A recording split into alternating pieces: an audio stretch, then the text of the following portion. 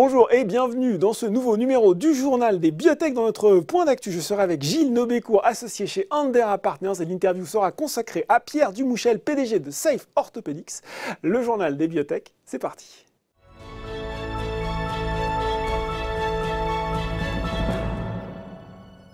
Et je reçois pour ce point d'actualité Gilles Nobécourt, associé chez Andera Partners, société de capital investissement spécialisée dans les sciences de la vie. Bonjour Gilles Nobécourt. Bonjour. Est-ce que, tiens, pour les gens qui ne sont pas forcément familiers de cette société, Andera Partners, vous pouvez nous la décrire en quelques mots et puis peut-être quelques mots aussi sur le dernier fonds, BioDiscovery 5, sur à la fois ses spécificités, ses derniers investissements, son état d'avancement. Oui, alors Andera Partners, c'est une société de gestion de private equity, effectivement, qui a été créée il y a maintenant une vingtaine d'années sous le nom d'Edmond Rothschild Investment Partners. L'évolution capitalistique de la société a conduit en 2018 à un changement de nom.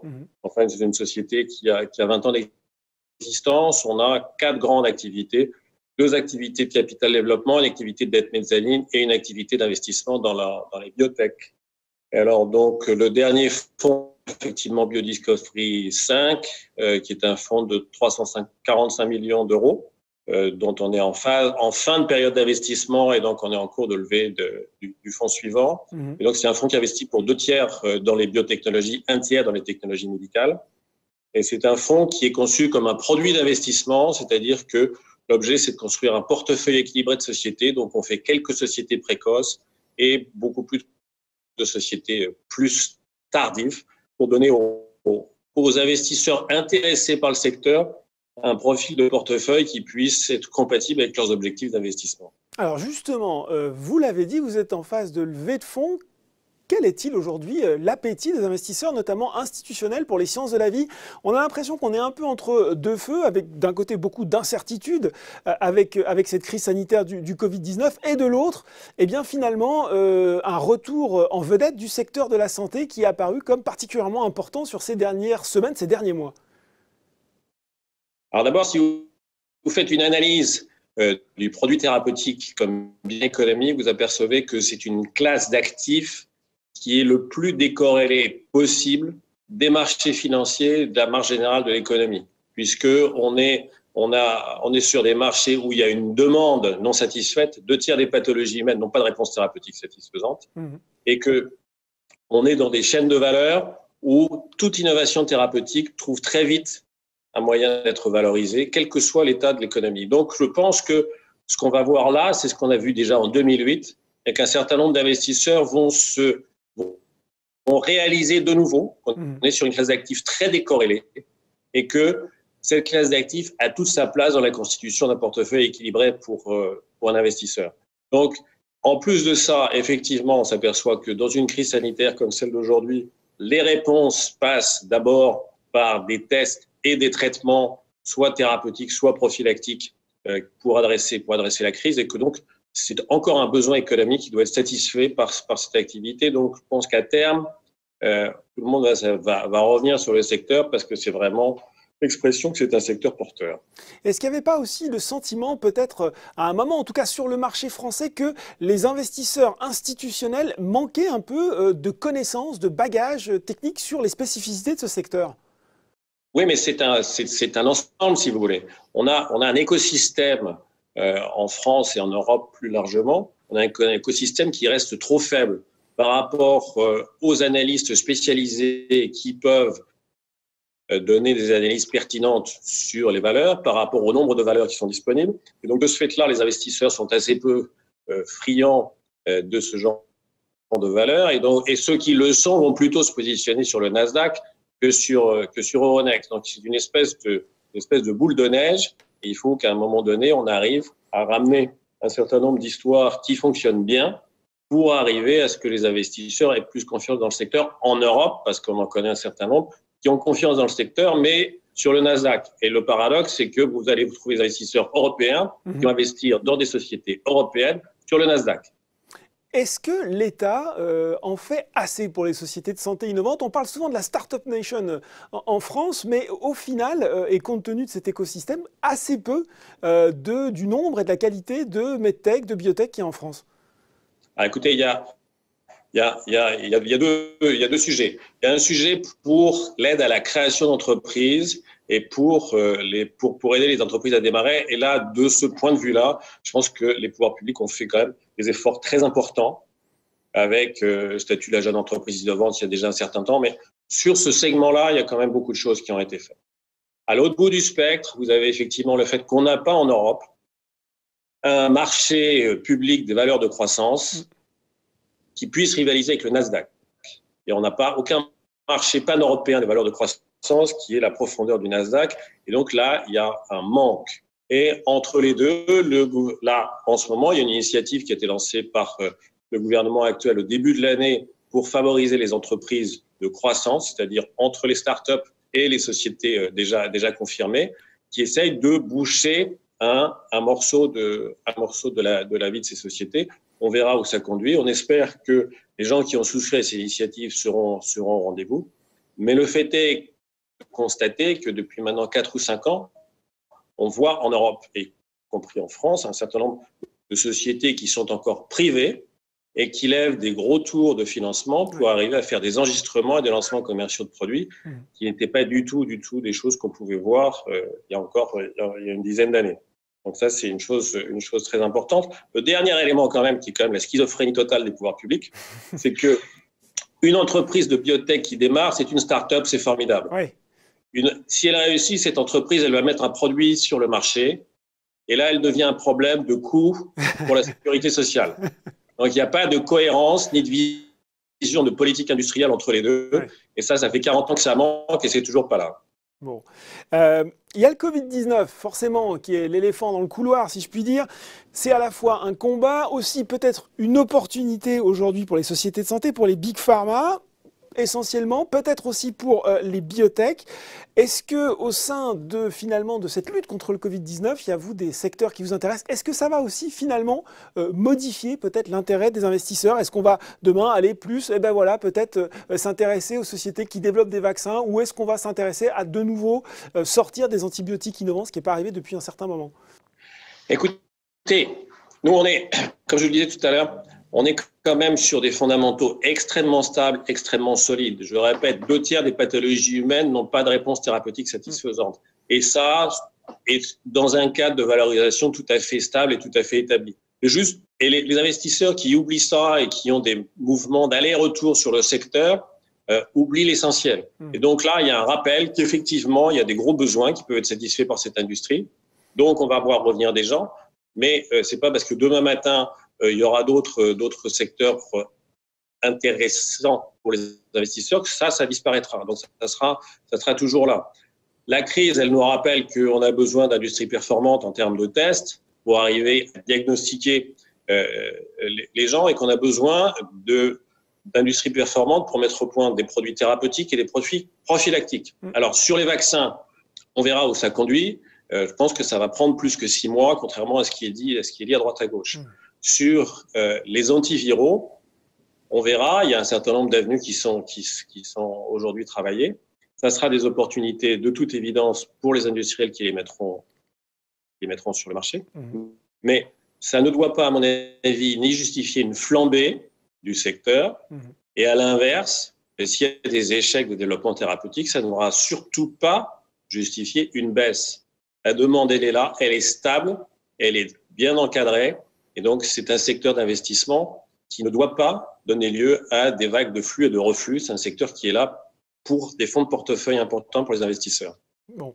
Pour finir, peut-être, parce qu'il y a une actualité médicale qui n'est pas forcément Covid-19, on a pris connaissance des résultats de GenFit, des essais cliniques de phase 3 de l'élafibranor dans la NASH. C'est un échec pas si simple, cette pathologie de la NASH. Est-ce que, selon vous, ça reste un enjeu majeur de santé pour les années à venir? Qu'est-ce qu'indiquent les résultats de GenFit? Comment vous voyez évoluer aussi toutes les sociétés qui gravitent autour de cette maladie? Alors, plusieurs choses. C'est effectivement un enjeu de santé publique majeur, puisque à peu près 5% de la population des pays développés est touchée par la NASH, mais il faut quand même bien voir que la NASH, c'est une complication d'un état physiologique général plus grave, puisque vous avez L'indice de masse corporelle moyen d'un patient NASH, c'est 30. Donc, à 30, vous êtes déjà significativement obèse. Ouais. Et il y a beaucoup de comorbidités. Donc, la NASH n'est pas une maladie toute seule. C'est un facteur de comorbidité dans un état général des patients. Donc, ça, c'est quand même quelque chose à prendre en compte. L'autre chose, si vous voulez, c'est que ce sont des populations très hétérogènes. Donc, c'est très difficile. Vous voyez, d'arriver à avoir un minimum d'homogénéité entre les patients pour arriver à démontrer un effet statistique. Et enfin, vous avez parlé, vous, d'échecs. On s'aperçoit quand même, après une dizaine d'années de développement dans ce secteur, que c'est une maladie complexe et que si on arrive à maîtriser cette maladie, ça sera par des combinaisons de produits. Donc, c'est pas parce qu'un produit n'a pas fonctionné en monothérapie qu'il ne peut pas être positionné en combinaison d'autres produits. Je serais, par exemple, la seule société qui devrait avoir un produit approuvé dans NASH dans les mois qui viennent, qui est Intercept. Intercept est en train de développer son produit principal en combinaison avec les fibrates. Donc, c'est bien l'expression que, quelque part, ça sera un jeu de combinaison entre les différents produits qui utilisent tous des mécanismes d'action différents. Donc, c'est sûr qu'on préférerait que les monothérapies puissent être approuvées rapidement et montrer de l'efficacité, mais ce n'est pas parce qu'elles ne le font pas qu'il faut complètement perdre tout espoir sur les produits qu'il y a derrière. Eh bien voilà, merci beaucoup Gilles Nobécourt, associé chez Andera Partners, d'avoir été avec nous pour ce point d'actualité. Merci. Tout de suite, dans le journal des biotech, c'est l'interview.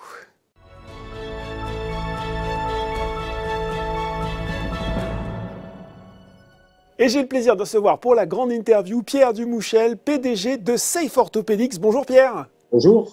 Alors, Safe Orthopedics, c'est cette medtech pionnière des technologies prêtes à l'emploi, notamment pour la chirurgie du dos, avec des implants et des instruments, des ustensiles en polymère à usage unique. Alors, vous concevez ces kits, vous les commercialisez également. Et la nouvelle, l'actualité de Safe Orthopedics, c'est cette acquisition de LCI Medical. Vous allez nous en dire plus. Qu'est-ce qui vous a motivé pour faire cette opération?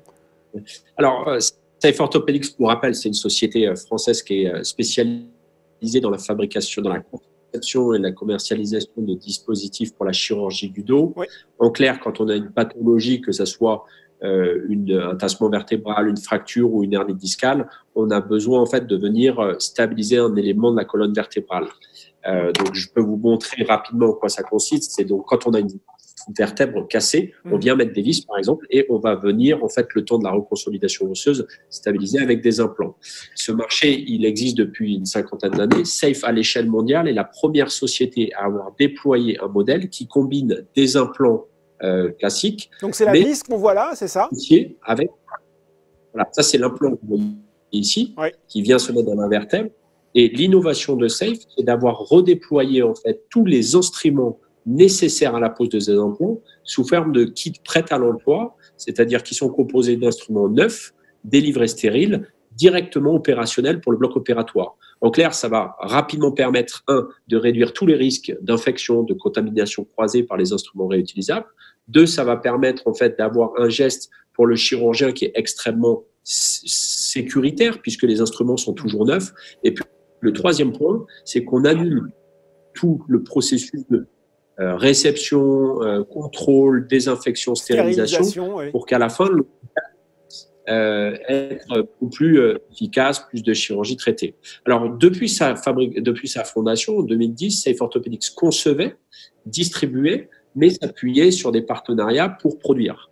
Aujourd'hui, l'opération consiste à réintégrer dans notre nouveau groupe la production à des finalités assez stratégiques. La première, c'est d'être capable finalement de réunir nos ingénieurs et l'outil de production autour de la table et d'être capable de réinnover. Donc, c'est-à-dire notre première volonté de remettre à disposition de nouvelles technologies sous ce modèle du prêt à l'emploi beaucoup plus rapidement en rapprochant les équipes. Et puis, le deuxième gros objectif, c'est d'être capable d'apporter des nouveaux services aux hôpitaux puisqu'on va être capable de réduire le circuit production-implantation, donc avoir des délais beaucoup plus courts, une réactivité plus importante, des modèles peut-être de customisation de nos technologies et d'apporter un nouveau service à l'hôpital, déjà dans quelque chose qui était différencié, le prêt à l'emploi. Justement, dites-moi un peu plus, Pierre, sur ces nouveaux modèles possibles. Je vous entends parler de customisation. Quel exemple concret ça peut prendre tout ça, et même en termes de modèles de développement finalement? Alors, quand on a développé notre plateforme, donc encore une fois, on prenait des implants qui étaient déjà cliniquement prouvés, on a déployé l'instrumentation à usage unique et ces instruments sont délivrés dans des boîtes stériles. On peut comprendre que quand on parle de kit stérile, l'effort de customisation, c'est-à-dire la configuration des instruments, le nombre d'instruments, la forme des instruments, était assez difficile à faire quand on parlait d'usage unique. Le fait de pouvoir réconcilier dans le même groupe à la fois la conception, la production et le packaging, on peut imaginer dans les années à venir qu'on va être capable de démultiplier un petit peu les options de packaging, et je pourrais presque appeler ça du conditionnement à façon, c'est-à-dire que, par exemple, en fonction de la pathologie traitée ou même la technique chirurgicale, parce que entre l'Europe, le Japon, qu'on découvre avec notre partenariat depuis un an, les pratiques sont légèrement différentes. Les instruments, le design des instruments préférés par un neurologue ou un ortho est légèrement différent. Donc, on va être capable, en réunissant dans le même groupe la conception, la production et la distribution, de faire ces petits services de packaging à façon, d'adaptation de notre technologie et finalement de revenir à un modèle prêt à l'emploi, mais qui est de plus en plus lié à la pratique, la customisation, aux besoins du chirurgien réellement. Et la customisation, Pierre, ça coûte cher de manière générale. C'était aussi une façon, peut-être en intégrant LC Médical, de maîtriser les coûts tout en proposant peut-être plus de valeur ajoutée, c'est ça? Exactement. Alors, il y avait une partie coût, mais c'est pas forcément ce qu'on a vraiment recherché dans l'opération. C'était vraiment une partie de réactivité. C'est en fait qui parle de conditionnement à façon, de s'adapter. On pourrait le faire par le schéma de sous-traitance, mais ça passerait par des cycles de plusieurs mois et c'est pas ce que moi j'appelle la notion de service. Quand on délivre un kit prêt à l'emploi, il faut que les choses aillent vite, il faut que ça soit rapide, il faut que ça soit efficace. Et effectivement, l'acquisition, c'était plutôt pour traiter le côté délai que le premier coup. Même s'il y aura des conséquences, bien évidemment, d'amélioration de marge, de coûts, etc. Justement, vous parliez de sous-traitants. Est-ce qu'on pourrait imaginer maintenant, avec un groupe finalement intégré, que Safe puisse être sous-traitant pour d'autres groupes, d'autres sociétés? Alors, c'est une très bonne question. C'est que Safe Orthopedics est né finalement du prêt à l'emploi dans le rachis. Depuis pas mal de temps, on voit à l'échelle mondiale, mais aussi on voit des tuteurs arriver, on voit que le modèle prêt à l'emploi séduit. Séduit les chirurgiens pour efficace, séduit les hôpitaux parce que ça fait faire des économies importantes. Sans parler du contexte actuel, on voit bien, par exemple, par le Covid, que l'efficacité des hôpitaux est un vrai enjeu. Et donc, on a vu, nous, Safe Orthopedics, dans le milieu du rachis, mais pas que dans le rachis, cette volonté, en fait, d'aller vers du prêt à l'emploi. En rachis, Safe aura la volonté de développer son modèle grâce à l'acquisition LCI et d'avoir sa marque Safe forte. Par contre, grâce à l'outil industriel, on va pouvoir, sous forme de partenariat ou de sous-traitance, on va dire, intelligente, mettre le modèle du prêt à l'emploi dans d'autres segments orthopédiques que celui du rachis. C'est pas nouveau, j'en avais un petit peu parlé, je sais pas si vous suivez l'actualité de Safe, il y a 2 ans, on avait signé un gros partenariat pour rentrer au Japon. Ce partenaire de distribution est à moitié focalisé sur la colonne vertébrale, mais également sur les fractures des hanches. Et ce partenariat s'est construit un peu sur le côté prêt à l'emploi rachis parce que la technologie était prête, mais avec ce challenge, est-ce que demain Safe pourrait être un collaborateur, pourrait être un designer, un fabricant pour répliquer ce modèle sur la fracture de la hanche. Sachant que la fracture à la hanche, c'est un marché qui a encore plus d'urgence. Quand on traite la colonne vertébrale, il y a, j'ai envie de dire, le tassement ou l'accident ou la fracture vertébrale qui est vraiment l'urgence pure, mais le reste, l'hernie discale, les déformités, c'est beaucoup plus planifié. Quand on parle de fracture de la hanche, je ne vous fais pas de dessin, c'est je tombe le matin et quasiment l'après-midi, il faut que je sois au bloc opératoire pour me faire opérer. Donc le modèle du prêt à l'emploi va être encore plus intéressant pour le chirurgien, pour l'hôpital, dès lors qu'on va se rapprocher de pathologies traumatiques. La hanche, les extrémités, les pieds, les mains. L'acquisition de LCI va nous permettre, sous forme de conception directe, partenariat ou sous-traitance intelligente, de démultiplier notre savoir-faire du prêt à l'emploi. On comprend bien hein, quand on vous écoute, Pierre, les avantages stratégiques de cette acquisition. On se dit quand même, chez Safe, étant donné le contexte actuel, en pleine crise de Covid-19, ça vous a pas fait peur, question de timing, cette opération, se dire finalement, il serait peut-être préférable d'attendre que les choses se tassent un petit peu et qu'on y voit un peu plus clair? Alors, je ne peux pas cacher que la crise a, encore une fois, vous avez vu que c'est quand même une transformation assez importante de l'entité Safe Orthopedics, oui. Et ça ne s'est pas fait en 15 jours. Ça fait plusieurs mois qu'on travaille sur ce nouveau schéma d'entreprise, cette opportunité.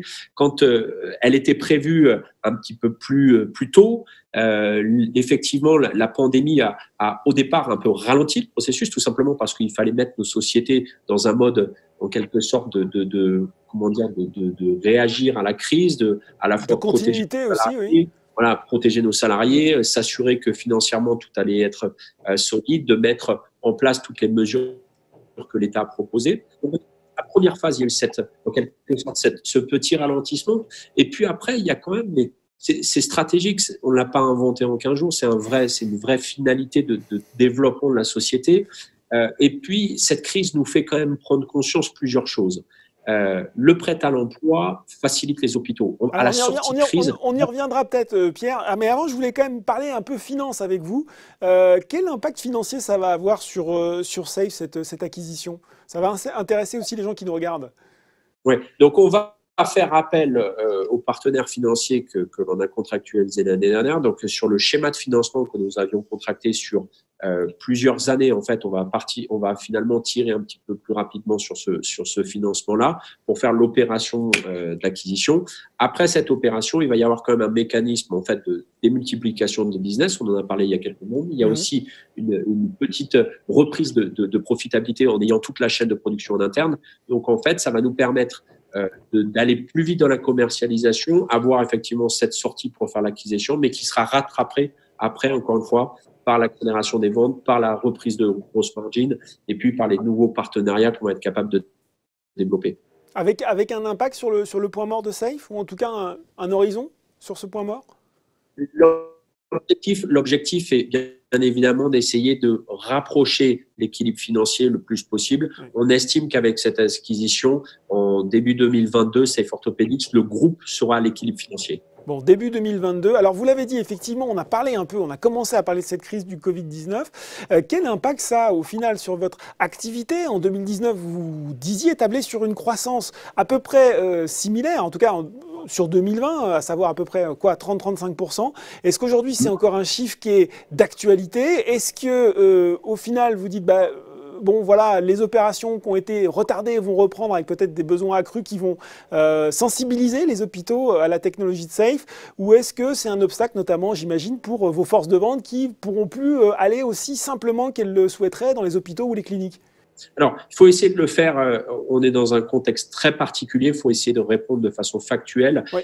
Ce que déjà, on a publié, c'est que le premier trimestre, on avait sur le mois de janvier et février, on avait un rythme de croissance qui était équivalent à l'année précédente. Et encore, je rappelle, on avait fini à plus de 35% de croissance l'année dernière.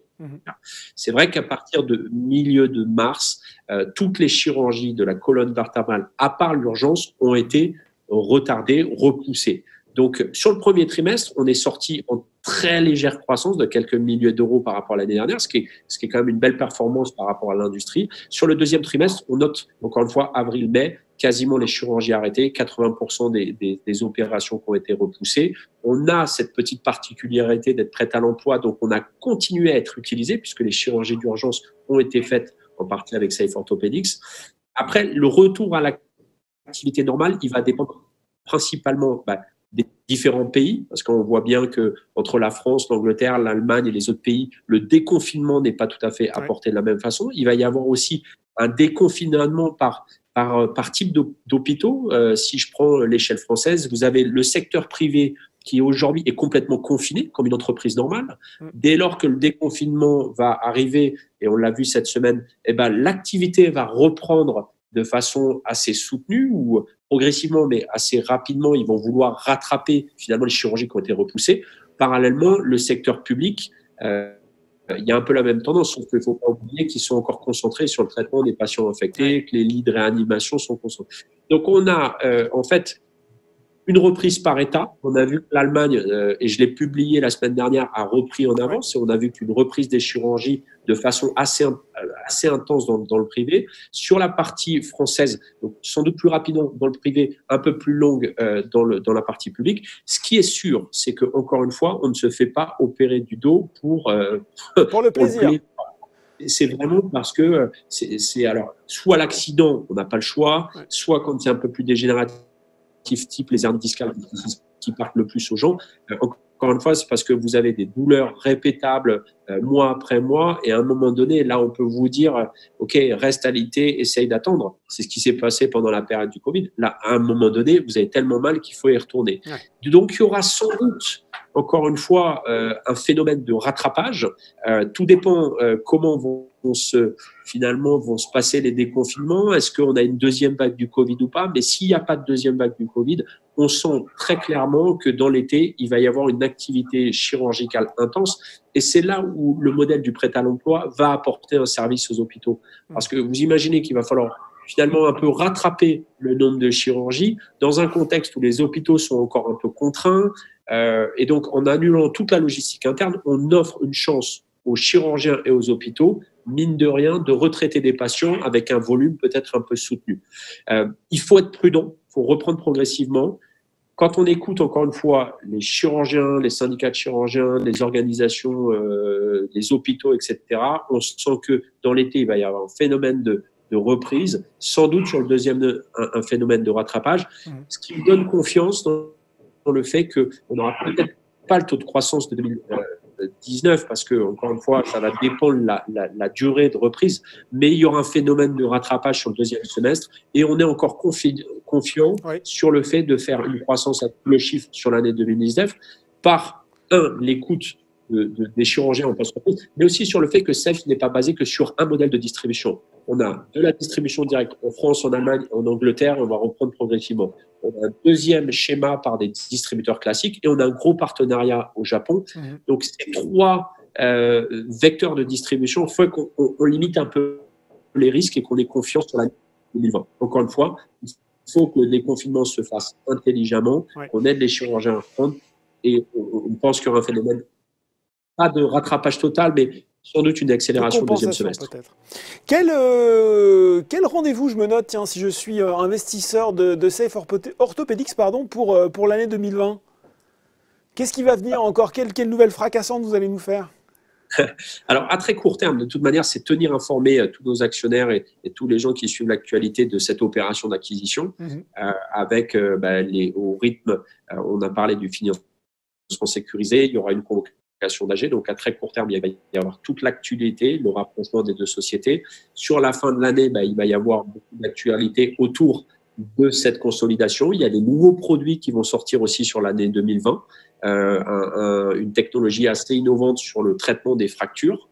Et puis, sur les années suivantes, encore une fois, grâce à cette acquisition, de la croissance, de l'innovation de nouvelles technologies. J'espère des partenariats qui découleront assez rapidement de cette acquisition. Et puis, je l'avais communiqué au marché, Safe a l'intention, on avait prévu 2020, on est toujours sur timing, un retour aux États-Unis sous forme de partenariat, sous forme de modèle de distribution un peu innovant avec d'autres technologies prêtes à l'emploi. Donc, il y a encore beaucoup d'actualités. Safe Orthopedics a beaucoup investi ces 3 dernières années dans une force commerciale, et on remercie les actionnaires de nous avoir fait confiance, de nous avoir donné des moyens au travers des différentes augmentations de capital, du financement qu'on a signé l'année dernière, qui nous a permis d'établir France, Allemagne et Angleterre des structures directes commerciales bien en place, où maintenant on a vraiment la capacité de faire de la croissance, des gros partenariats, de la technologie, beaucoup d'actualités. Et cette opération qu'on annonce, elle a pour vocation d'en créer encore plus. Voilà, donc beaucoup d'actualités, de la prudence, mais aussi de la confiance dans vos paroles. Pierre Dumouchel, PDG de Safe Orthopedics, merci d'avoir été avec nous aujourd'hui. Merci beaucoup. Ce numéro du journal des biotech est désormais terminé. On se retrouve dans 2 semaines pour une prochaine édition. Merci.